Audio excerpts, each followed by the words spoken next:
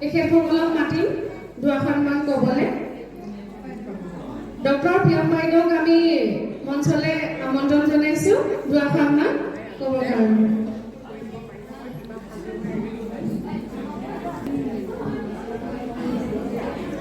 নমস্কাৰ সকলোকে।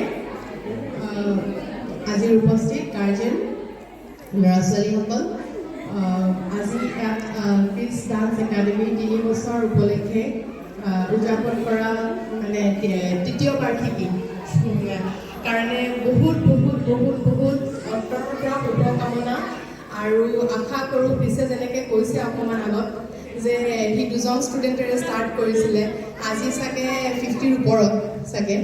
চ' this is a big achievement, মানে 3 বছৰৰ ভিতৰত এইটো এটা বিগ এচিভমেণ্ট।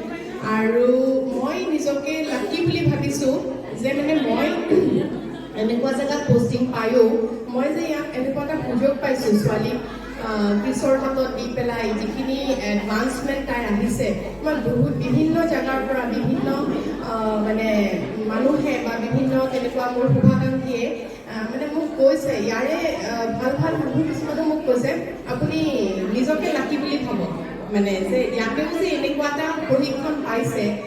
কাৰণ মোৰ আছিলে তেনেকুৱা এটা ইচ্ছা বা সপোন ছোৱালীক লৈ পেলাই, কিন্তু মই একদম মানে আচলতে ভগৱানে মিলাই চাগে।